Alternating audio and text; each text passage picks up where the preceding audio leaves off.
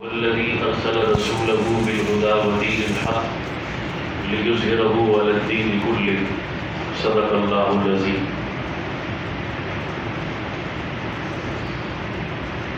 ہم لوگ یہ عقیدہ بھی رکھتے ہیں اور دعویٰ بھی کرتے ہیں اسلام ایک مکمل ضابطۂ حیات ہے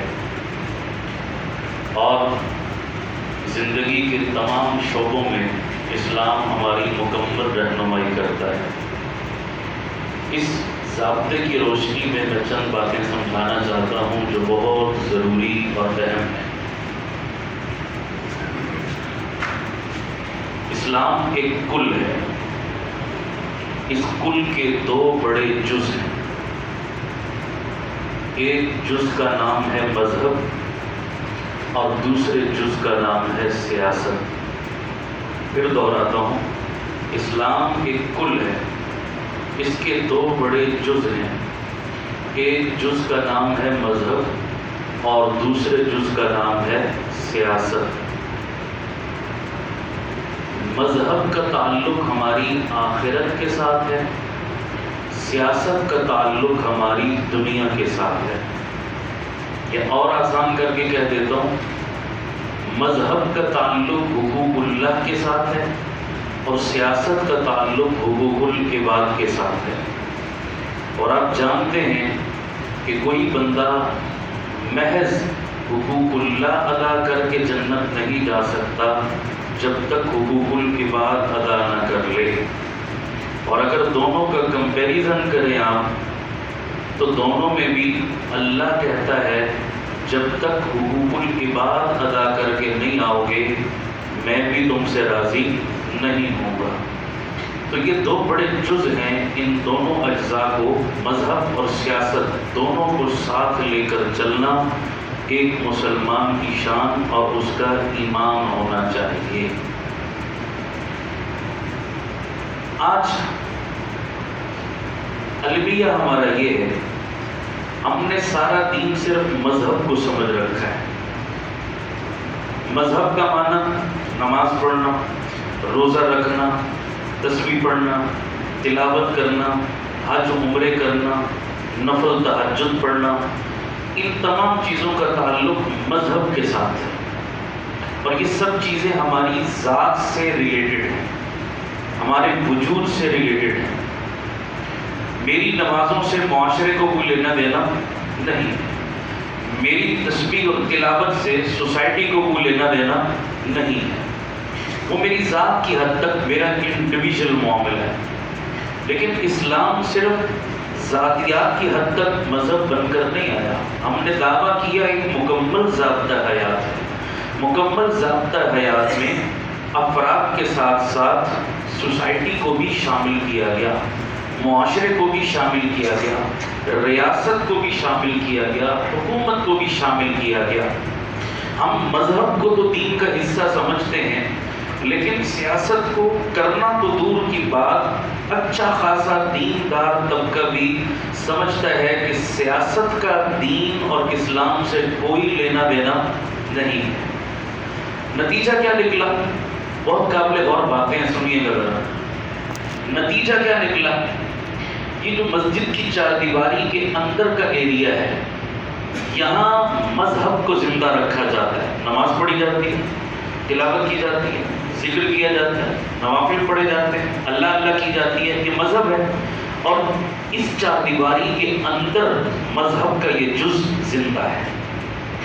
سیاست کا تعلق اس چار دیواری سے باہر ہے، مارکیٹ میں، دفتر میں، دکان میں، بازار میں، پارلیمنٹ میں، حکومت میں، سیاست میں، ان تمام چیزوں میں۔ یہ دوسری چیز سوسائٹی کا تعلق ان سیاسی امور کے ساتھ ہے، مسجد سے باہر ہے یہ چیزیں۔ اب مسجد کے اندر مذہب کے جز کو زندہ کیا تو نتیجہ یہ نکلا کہ مسجد کی چار دیواری کے اندر کا ماحول پاکیزہ ہو گیا، اچھا ہو گیا۔ لیکن دوسرا جز جو تھا دین کا، سیاست، جس کا تعلق مسجد کی باہر کی دنیا کے ساتھ تھا، اس کو ہم نے فراموش کیا، نظر انداز کیا۔ نتیجہ یہ نکلا کہ مسجد سے باہر کا ماحول پراگندہ ہو گیا، خراب ہو گیا، بگاڑ کا شکار ہو گیا، اس لیے کہ ایک جز تو کسی درجے میں زندہ کیا جا رہا ہے، دوسرے جز سے ہم نے بالکل آنکھیں بند کر رکھی ہیں۔ صرف آنکھیں نہیں بند کر رکھی بلکہ ہم اس کے انکار کی حد تک چلے گئے کہ اسلام میں ایک مسلمان کا سیاست سے کوئی لینا دینا نہیں۔ چلیے اپنے آقا صلی اللہ علیہ وسلم کی خدمت میں چلتے ہیں، جس نبی کا کلمہ پڑھا اس سے بھی ذرا پوچھتے ہیں کہ آقا یہ مذہب کو تو مسلمان مانتا ہے، سیاست کو نہیں ماننے کے لیے تیار، کہ اسلام میں سیاست کا بھی کوئی وجود ہے؟ آقا آپ ہمیں بتائیے اپنی تعلیمات کی روشنی میں کہ سیاست میں، اسلام میں سیاست کی کیا حیثیت ہے؟ بہت توجہ سے سننا، میں چند ایک دلائل کی طرف اشارہ کرنے لگا ہوں۔ ایک موٹی سی دلیل، اللہ کے نبی صلی اللہ علیہ وسلم مکہ سے ہجرت کر کے جب مدینہ تشریف لائے تو اللہ کے نبی نے ریاست مدینہ میں سب سے پہلے کس چیز کی بنیاد رکھی؟ مسجد کی۔ بولیے کس کی؟ مسجد نبوی حضور نے قائم کی۔ اچھا ایک غلط فہمی اور کلیئر کریں ذرا، ہمارے مسلمانوں میں عام طور پر مسجد کا اسلامی سوسائٹی میں کیا تصور ہے، کیا رول ہے؟ ہم سمجھتے ہیں کہ مسجد فقط 5 ٹائم نماز پڑھنے کی جگہ ہے، بس آؤ اذان ہو جائے نماز پڑھو، تھوڑی دیر بیٹھ کے تلاوت کر لو، کوئی ذکر تسبیح پڑھ لو اور السلام علیکم۔ یہی وجہ ہے کہ ہماری مسجدیں اذان سے 10 منٹ پہلے کھلتی ہیں اور فرض نماز کے ٹھیک 15 منٹ کے بعد کیا ہو جاتی ہیں؟ بند ہو جاتی ہیں، تالے لگ جاتے ہیں۔ ہمارے نزدیک مسجد کا فقط یہ تصور ہے، اس سے آگے کوئی تصور نہیں۔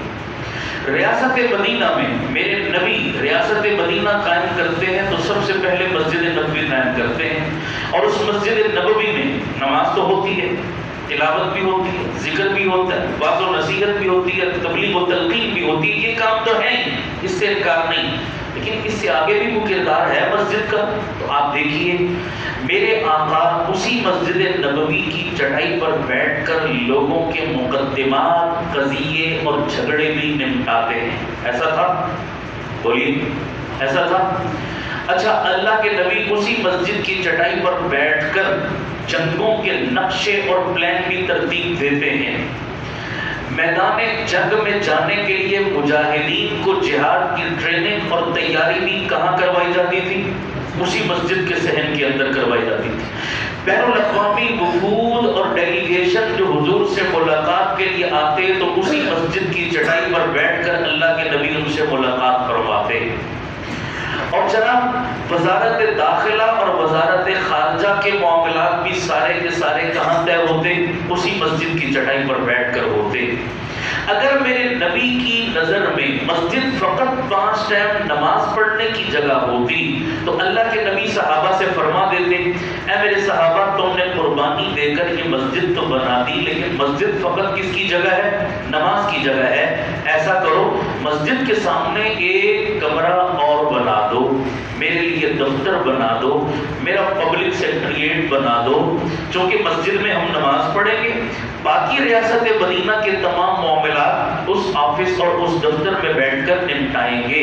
اگر حضور فرما دیتے تو صحابہ بنانے میں دیر نہ کرتے، لیکن اللہ کے نبی نے ساری زندگی اپنے لیے الگ مجلس کا انتخاب کیا؟ بولو سارے کام حضور نے مسجد میں بیٹھ کے سر انجام دیے، تو الفاظ دیگر یوں کہہ لیں کہ مسجد جہاں نماز، ذکر، تلاوت، واعظ، تبلیغ، تلقین کی جگہ تھی، وہاں ریاست مدینہ میں ایوان صدر بھی میرے نبی کا مسجد تھی، وزیر اعظم ہاؤس بھی میرے نبی کا مسجد تھی، اور جناب GHQ بھی میرے نبی کا مسجد تھی، سپریم کورٹ بھی میرے نبی کی مسجد تھی، وزارت داخلہ، خارجہ اور تعلیم کے دفاتر بھی مسجد ہی میں سارے معاملات تھے۔ گویا اسلامی سوسائٹی کے اندر مسجد کا رول اور کردار لمیٹڈ اور محدود نہیں تھا، اتنا وسیع تھا کہ پوری ریاست مدینہ کو اس نے اپنی لپیٹ میں لے رکھا۔ بولیے ایسا ہے یا نہیں ہے؟ پوری ریاست کو اپنی لپیٹ میں رکھا تھا، اور پوری ریاست کے معاملات مسجد کی چٹائی سے سر انجام دیے جا رہے تھے۔ اس سے ایک اور بات سمجھ میں آئی، وہ کیا کہ جب مسجد کا کردار ریاست مدینہ میں وسیع تھا، لمیٹڈ نہیں تھا، تو اس مسجد کے جو امام الانبیاء تھے، امام کا کردار بھی اور رول بھی اسلامی سوسائٹی آج ایک اور غلط فہمی ہمیں وہ بھی کیا لگی، ہم سمجھتے ہیں کہ مسجد کا کردار بھی لمیٹڈ ہے تو امام کا کردار بھی لمیٹڈ۔ ہماری نظر میں امام کی کیا حیثیت ہے؟ ایک عالم، ایک مسجد کے امام کو ہم سمجھتے ہیں کہ اس کا کام ہے اذان دینا، 5 ٹائم نماز پڑھانا، کوئی مر جائے تو جنازہ پڑھانا، کسی کی خوشی ہو تو نکاح پڑھانا، بچہ پیدا ہو تو کان میں اذان دے دینا، کوئی بیمار ہو جائے تو تعویذ اور دم ڈال دینا۔ اس سے زیادہ ہماری نظر میں ایک عالم دین اور امام کا کوئی رول اور کوئی کردار نہیں۔ یہ سمجھا جاتا ہے نا عام طور پر مولوی صاحب کا بس اتنا کام ہے۔ بہت بڑی غلط فہمی ہے اس بندے کی جو فقط اتنا سمجھتا ہے، اس لیے کہ میں مثال دے رہا ہوں آپ کو دلیل۔ جب مسجد کا رول وسیع ہے تو مسجد کے مصلی کے امام کا رول بھی کیا ہے؟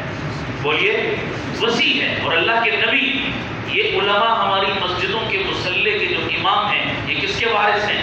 اللہ کے نبی کے وارث ہیں، انبیاء کے وارث۔ جب نبی کا رول اور کردار پوری ریاست مدینہ پر حاوی تھا تو آج ایک امام کا کردار بھی پوری سلطنت، سوسائٹی اور معاشرے پر حاوی ہونا چاہیے تھا، جو کہ بدقسمتی سے نہیں ہے۔ تو مسجدوں کے کردار کو ہم نے محدود کیا، علماء کے کردار کو ہم نے محدود کیا، مسجدوں تک ہم سمٹ کر رہ گئے، مذہب کو ہم نے زندہ کیا۔ نتیجہ یہ نکلا کہ مسجد کے اندر کا ماحول تو پاکیزہ ہو گیا، مسجد کے باہر کے ماحول سے ہم نے علماء کو بالکل بے دخل کر دیا، پارلیمنٹ کو ہم نے علماء سے بے دخل کر دیا، سیاست، حکومت اور ریاست کے معاملات ہم نے علماء سے چھین لیے۔ تو نتیجہ کیا نکلا؟ بدماش، چور، اچکے، بے ایمان، فراڈیے، سرمایہ دار اور جناب جو ہے وہ تاجر اور بزنس مین اور مفادات کے پجاری اور یہود و نصارہ کے ایجنٹ، اس کماس کے لوگ باہر کی دنیا کے تمام شعبوں پر کیا ہو گئے؟ قابض ہو گئے۔ اور نتیجہ ہم دیکھ رہے ہیں آج۔ کچھ سمجھ آ رہی ہے میری بات؟ نہیں آ رہی؟ آگے چلیے، ایک قرآن مجید سے بھی، یہ تو میں نے اللہ کے نبی کی زندگی سے ایک دلیل پیش کی، دلیلیں بے شمار ہیں، ایک دلیل اور ذرا قابل غور سنیے گا۔ قرآن مجید میں اللہ تعالیٰ کیا فرماتے ہیں؟ وَالَّذِي أَرْسَلَ رَسُولَهُ بِالْهُدَى وَدِينِ الْحَقِّ لِيُظْهِرَهُ عَلَى الدِّينِ كُلِّهِ۔ ترجمہ سنیے، اللہ فرما رہے ہیں اے نبی، ہم نے آپ کو دین حق دے کر بھیجا دنیا میں۔ کیوں دے کر بھیجا دین حق دنیا میں؟ محض آپ اس کی تلقین کریں، محض آپ اس کی تشہیر کریں، محض آپ اس کا ابلاغ کریں، محض آپ اس کو لوگوں تک ڈیلیور کر دیں، پہنچا دیں، فقط اس لیے دے کر بھیجا؟ نہیں، ہم نے آپ کو دین اسی لیے دے کر بھیجا تاکہ رب کے دین کو رب کی دنیا پر نافذ کر دیں، غالب کر دیں، اس لیے دین دے کر بھیجا۔ اب میں آپ سے پوچھتا ہوں، کسی بھی چیز کا نفاذ کب ممکن ہے؟ اللہ کے جتنے بھی حکم ہیں نا دنیا میں آئے، یہ احکام کس لیے آئے؟ تاکہ ان احکام کو کیا کیا جائے؟ لوگوں پر لاگو کیا جائے، نافذ کیا جائے۔ اور نفاذ کے لیے قوت نافذہ کا ہونا کیا ہے؟ ضروری ہے۔ جب تک آپ کے پاس پاور نہیں، قوت نافذہ نہیں، آپ کسی ایک حکم کو بھی امپلیمنٹ نہیں کر سکتے، لاگو نہیں کر سکتے، نافذ نہیں کر سکتے۔ جناب مثال دیتا ہوں، آج کل کرونا کا جادو سر چڑھ کے بول رہا ہے جناب، کرونا ہو رہی ہے اور ہر جگہ یہی تسبیح صبح شام پڑی جاتی ہے، ماسک پہنو، ماسک پہنو، ماسک پہنو۔ ہم جتنے لوگ یہاں بیٹھے ہیں، اکا دکا کو چھوڑ کر میرے سمیت کسی نے نہیں پہنا۔ اچھا بھائی، میں آپ کو اگر بائی فورس کہوں، بائی آرڈر کہوں، حکم کروں، ماسک پہنو بھائی، آپ نے کیوں نہیں پہنا؟ آپ نے کیوں نہیں پہنا؟ آپ نے کیوں نہیں پہنا؟ فورس کروں، آرڈر کروں، تو کیا خیال ہے آپ میرا آرڈر مان لیں گے؟ بولیے بھائی، نہیں مانیں گے۔ آپ پہلا سوال مجھ سے کیا کریں گے؟ جناب آپ کون ہوتے ہیں ہم پہ آرڈر کرنے والے؟ ایسے ہی ہے نا، آپ اپنی حیثیت واضح کریں، آپ کون ہوتے ہیں ہم پہ اپنا آرڈر چلانے والے؟ ہم پہنے نہ پہنے ہماری مرضی، آپ پہلے اپنی حیثیت واضح کریں، آپ کس نے اختیار دیا یہ آرڈر دینے کا؟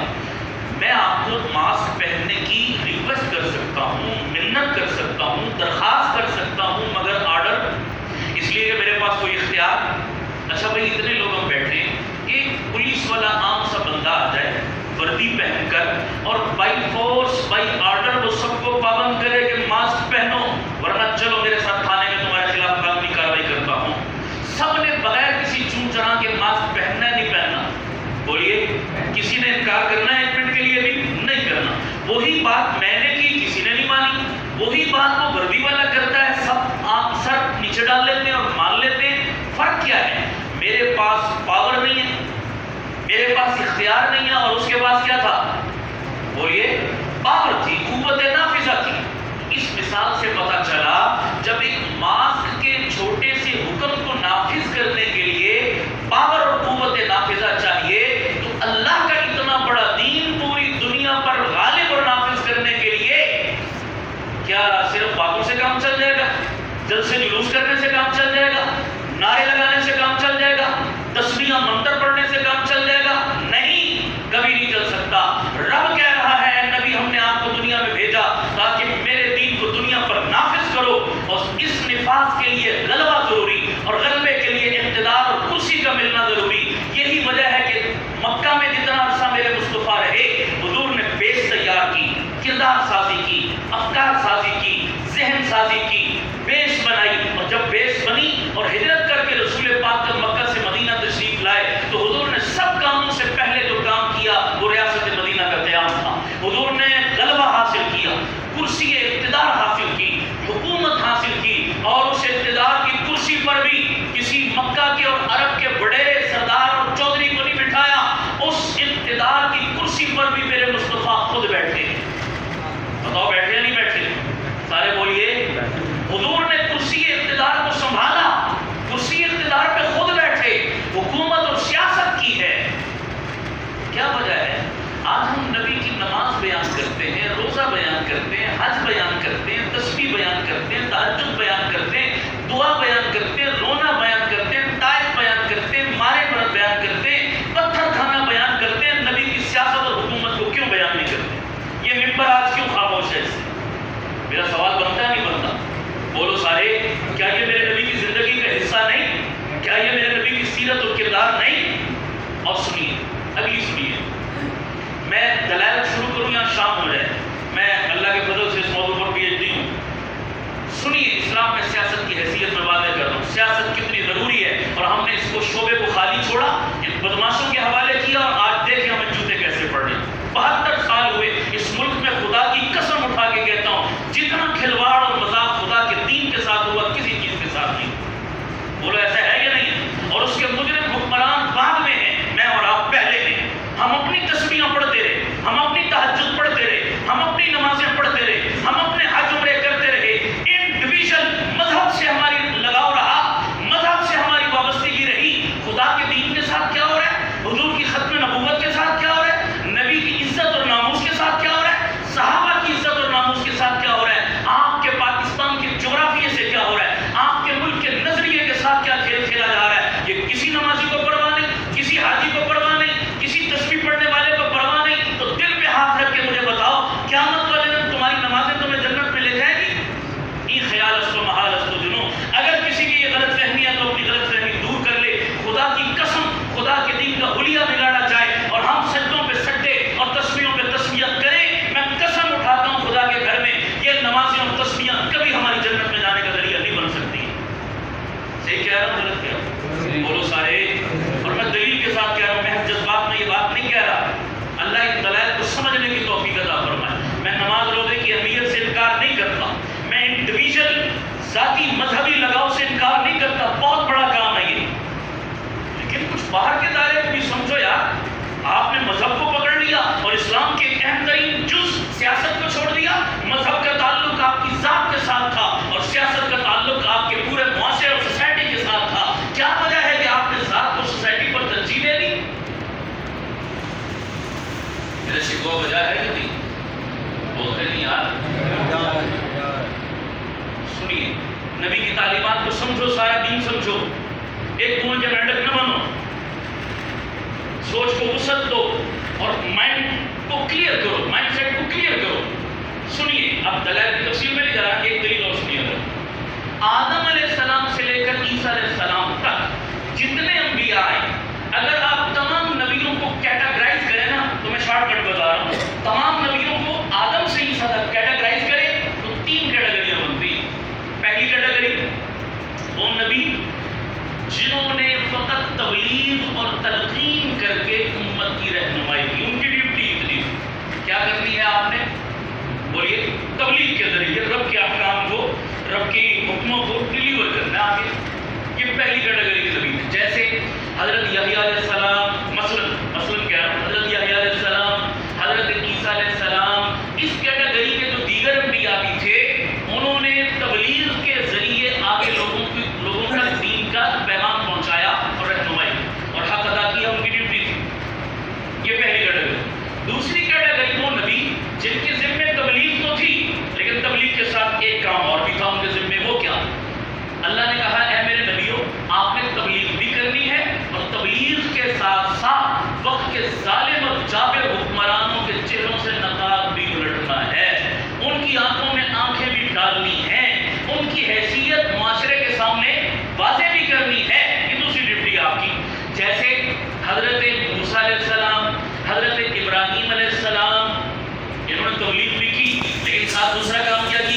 وقت کے فرعونوں کی آنکھوں میں آنکھیں ڈالی نہیں ڈالی؟ بولو. ان کے نمرودوں اور فرعونوں کے چہروں سے نقاب الٹا نہیں الٹا؟ ان کی حیثیت اور اوقات معاشرے کے سامنے آشکارا کی نہیں کی؟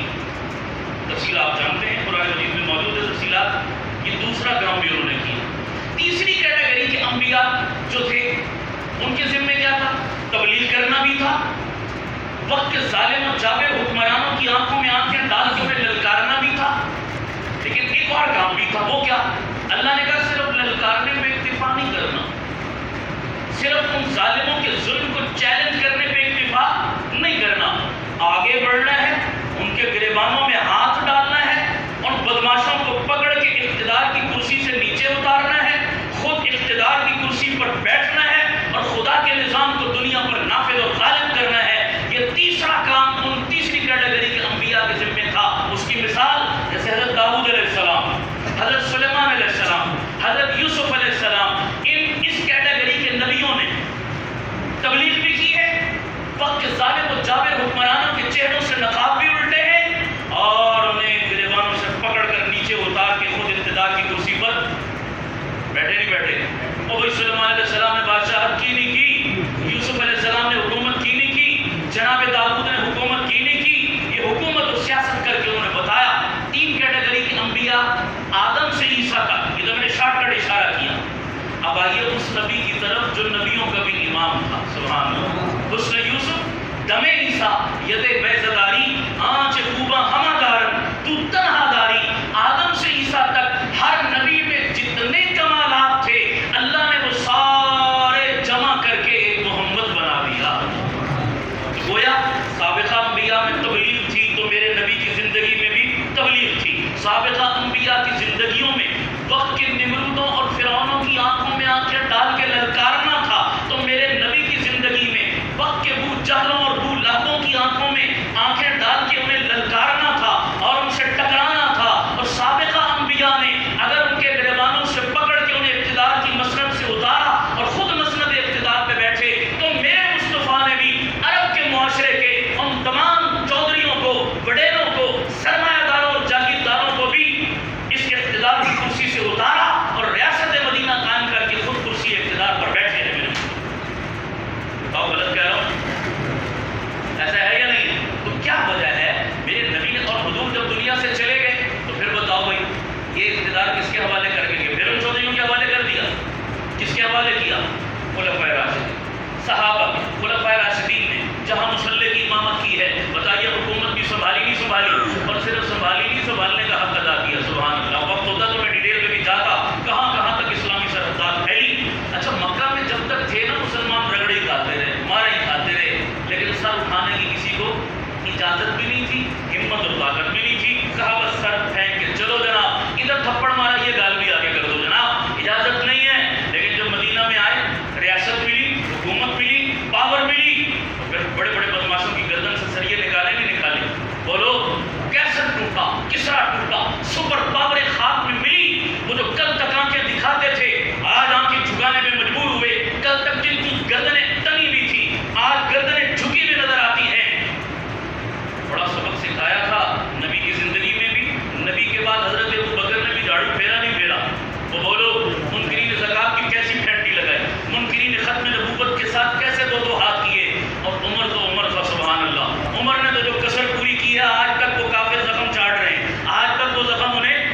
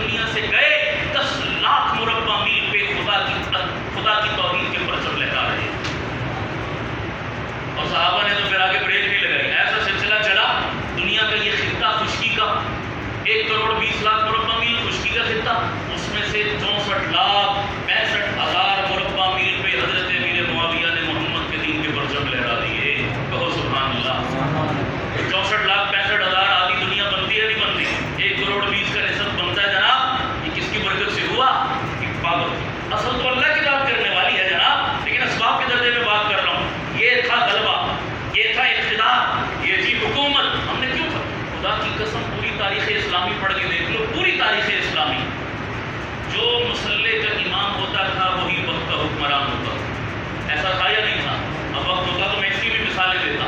آخری گزارش کرتا ہوں، میں آپ سے ایک سوال کرتا ہوں، مجھے بتائیں آپ کے امام صاحب روزانہ آپ کو نماز پڑھاتے ہیں. ایک دن نماز کا ٹائم ہو گیا، نماز کھڑی ہونے لگی، این نماز سے 1 منٹ پہلے آپ کے علاقے کے MLA صاحب خدا نخواستہ مسجد میں آ جائیں. خدا نخواستہ تو اسی بات میں کہتے ہیں نا جو انہونی ہوتی ہے.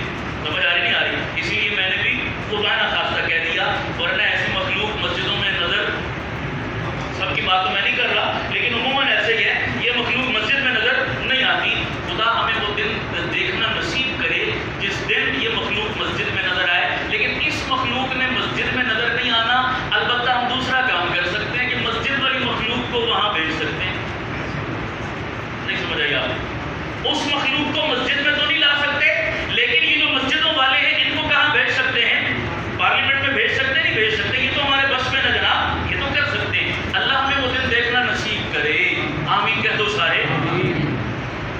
تو امام صاحب مصلی پہ آنے لگے نماز کے لیے، تو 2-4 مقتدی امام صاحب کے کان میں لگے، کہنے لگے مولانا صاحب آپ تو روزانہ نماز پڑھاتے ہیں، روز آپ کے پیچھے نماز پڑھتے ہیں، آپ تو گھر کے بندے ہیں جناب، آج پیچھے مڑ کے دیکھیے کون ہستی آئی ہے مسجد میں. ہمارے علاقے کے MLA صاحب آگے جناب، بڑی رسپیکٹیبل شخصیت ہے، معزز شخصیت ہے، نامی گرامی شخصیت ہے. چلو آج آ ہی گئے ہیں، آپ کے پیچھے روز پڑھتے رہتے ہیں، آج انہیں موقع دیجیے. MLA صاحب امامت کروائیں، ہم ان کے پیچھے نماز پڑھیں گے. اگر مقتدی امام صاحب کے کان میں یہ کہہ دیں، مثال دے رہا ہوں، اور امام صاحب جناب کہیں جی چلیے آج رسپیکٹ دیتے ہیں، انہیں عزت دیتے ہیں، ان کے پیچھے نماز پڑھ لیتے ہیں، کیا خیال ہے آپ کو قبول ہوگا؟ یہ بولیے بھائی آپ پڑھیں گے نماز پیچھے؟ سارے نہیں بولتے.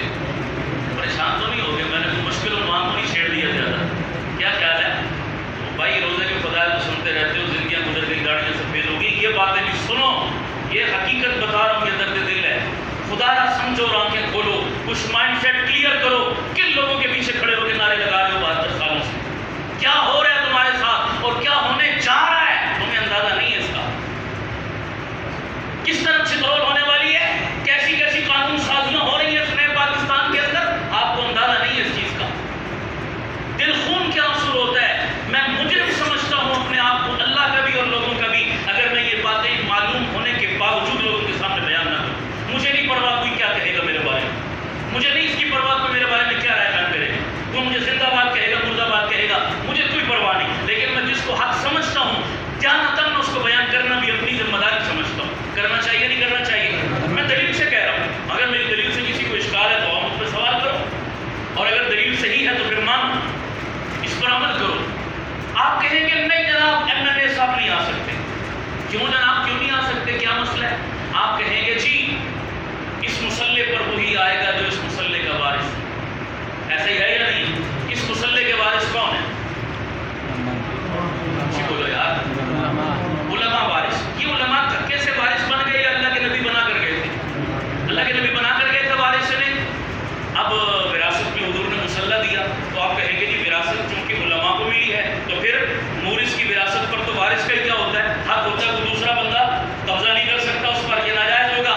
جناب مولانا صاحب بھی آ سکتے ہیں. ہاں MLA صاحب ان وارثوں کی لسٹ میں اگر آپ کا نام آتا ہے تو 100 بسم اللہ آ جاؤ آگے، اور اگر نہیں آتا تو پیچھے. MLA تو بڑی دور کی چیز ہے جناب، وزیر اعظم بھی آ جائے تو پیچھے کھڑا ہوگا آگے. جائز بات ہے یا نہیں؟ تو پھر مجھے بتائیں وراثت میں حضور کی صرف مسلح ملا تھا یا کرسی اقتدار میں ملی؟ حضور نے وراثت میں مسجد کا مسلح چھوڑا تو اقتدار کی کرسی بھی چھوڑی تھی نہیں چھوڑی تھی؟ بولو بھائی چھوڑی تھی نا. کیا وجہ ہے یار مسلمانوں؟ اس مسلح کی وراثت پر تو آپ نے عالم کے علاوہ کسی کو برداشت نہیں کیا. تو اسی نبی کی وراثت تھی اقتدار کی کرسی، اس اقتدار کی کرسی پر جاگیردار کو کیوں آنے دیا؟ سرمایہ دار کو کیوں آنے دیا؟ اس کرسی پر کسی عالم کا حق کیوں نہیں کہ آج سیاست اور کرسی اور اقتدار کی بات عالم کرے؟ تو سب سے پہلے دیندار بندہ مولوی صاحب پہ اعتراض کرتا ہے، مولوی مولویوں کو کیا لگے سیاست سے؟ یہ اشکال ہوتا نہیں ہوتا؟ مولویوں کو کی لگے سیاست؟ اس ممبر پہ صاحب نماز روزے کی بات کریں، ذکر و اذکار کی بات کریں، اللہ اللہ کی بات کریں، ہر بندہ آ کے مولانا صاحب کا ہاتھ چومے گا، ہر بندہ آ کے مولانا صاحب کی باتوں کو اپریشیٹ کرے گا. جناب آپ کی باتیں سنتے ہی ایمان تازہ ہو جاتا ہے، بڑا مزہ آتا ہے جناب. اچھا وہی مولوی صاحب اسی ممبر پہ بیٹھ کے کچھ سیاست کی بات کر دیں، اچھے خاصے لوگ متھے لگ جاتے ہیں. استادی تسی کہڑے پاسے ٹر پے، چنگے بولے تسی شریف بندے سو جناب. یہ آپ نے کیا شروع کر دیا ہے؟ گویا ہماری نظر میں سیاست شریف بندوں کا کام، تو پھر نبیوں کے بارے میں کیا رائے بیان کرو گے؟ صحیح بخاری کی روایت ہے، میرے مصطفیٰ فرماتے ہیں بنی اسرائیل کے انبیاء سیاست کیا کرتے تھے. میں حوالہ دے رہا ہوں آپ کو. بنی اسرائیل کے انبیاء سیاست کیا کرتے تھے.